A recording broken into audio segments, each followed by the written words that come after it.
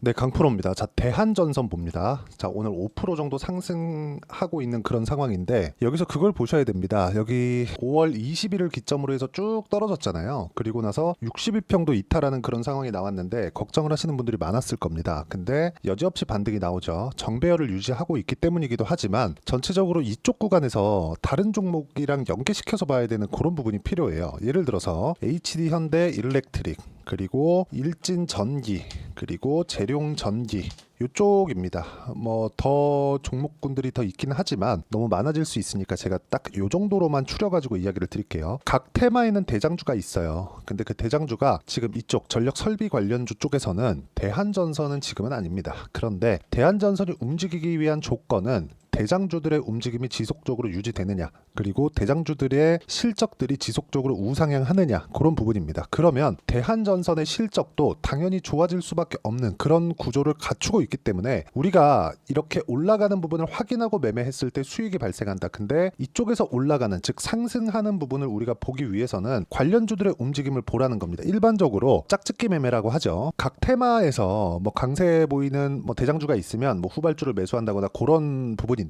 이런 내용에 대해서 이야기를 드리는 게 아닙니다.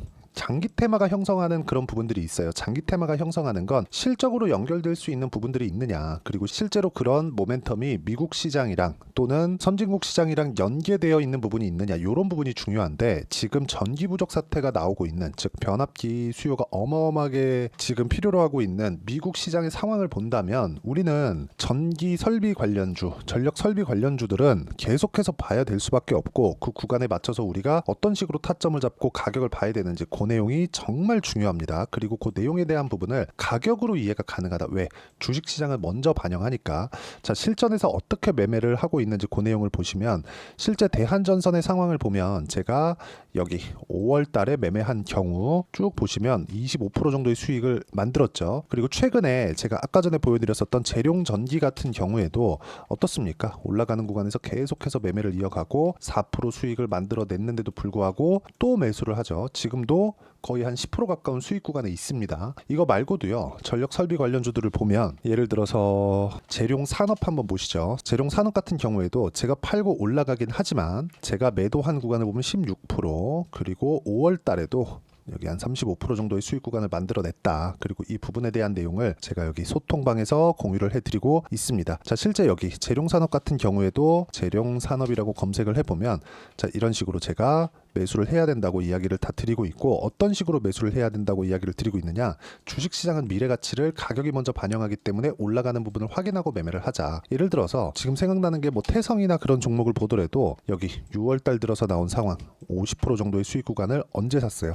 올라가고 나는 부분을 확인하고 매수를 했다. 그리고 이 내용에 대한 부분을 제가 여기 소통방에서 공유를 해드리고 있으니까 구독과 좋아요 눌러주시고 상단에 있는 전화번호로 구독 또는 소통이라고 문자 보내주시면 여기 소통방 입장 링크를 순차적으로 공유를 해드리도록 하겠습니다. 다 무료로 진행하니까 와서 배우시면 되고요.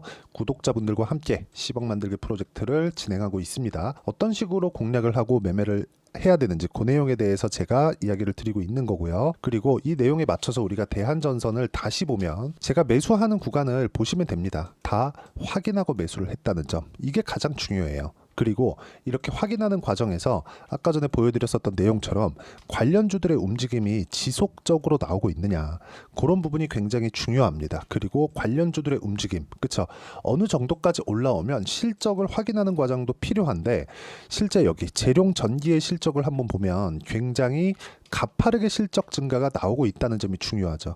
일반적으로 전력 설비 이쪽은 한 번에 이 설비 투자 사이클이 굉장히 길죠. 그래서 이 긴 부분을 감안하면 한 번의 사이클이 지나가잖아요. 그러면 이익률이 바닥에 떨어집니다. 찾는 사람이 없기 때문에 그래요. 그런데 지금 이익률의 증가폭을 보면 어떻습니까? 쭉 보면 38%까지 올라온 게 23년도 실적입니다. 매출 같은 경우에도 규모 자체가 커지고 있다는 거예요. 새로운 사이클이 열리고 있다. 그리고 실제 그런 부분을 부분을 실적으로도 확인하고 있다. 그렇기 때문에 아까 전에 말씀드렸었던 대한전선 같은 경우에도요, 우리가 계속해서 봐야 되는 내용 중에 하나는 가격이 올라가는가 또는 이격을 좁혀가고 있는가, 그리고 배열도 정배열을 유지하고 있는가, 그런 부분입니다.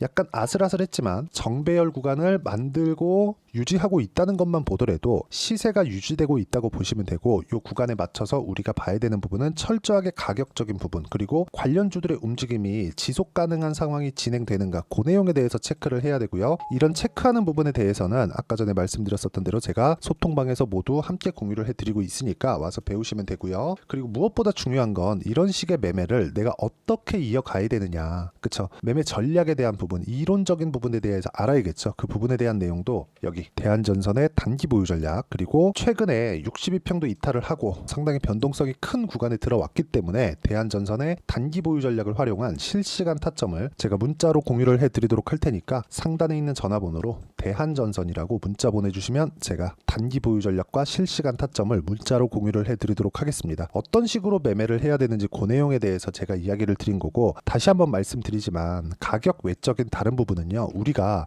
사전에 알 수 있는 방법이 없습니다. 대한전선이 다시 반등이 나올 수 있는 이유는 대한전선 자체적인 모멘텀도 있겠죠. 근데 그것보다 더 중요한, 즉 우리가 먼저 알 수 있는 부분은 가격 요건이지만, 그 가격 요건이 대한전선 말고 관련주들의 움직임에서도 충분히 나오니까 관련주들의 움직임에 대해서 이해를 하는 것이 중요하고, 그러려면 가격적인 분석을 어떻게 하고 내가 어떻게 분류를 하고 매매를 이어가야 되는지, 그 내용에 대해서 제가 가장 쉽게 표현해서 이해를 시켜드리도록 할 테니까 영상 끝까지 시청하시고요. 모든 분들이 성공 투자하셨으면 참 좋겠습니다. 자, 24년도가 돼도 여전히 시장은 녹록지 못합니다. 이런 상황이 벌어지는 건 어쩔 수 없습니다. 이런 상황에서도 수익이 나는 종목들의 구조는 변하지 않습니다. 즉 대시세 종목에 대한 구조는 변하지 않는다는 거고, 실제 제가 소통방에서 지속적으로 이야기를 드리고 있는 내용도 대시세 종목이나 시장 주도주를 공략하는 건 철저하게 가격 분석을 하라고 이야기를 드리고, 가격 분석 이후에는 이슈에 대한 파악, 그리고 이슈를 파악하고 나서는 다시 내가 얼마에 매수할지 그 타점에 대한 부분을 지속적으로 언급을 하고 있습니다.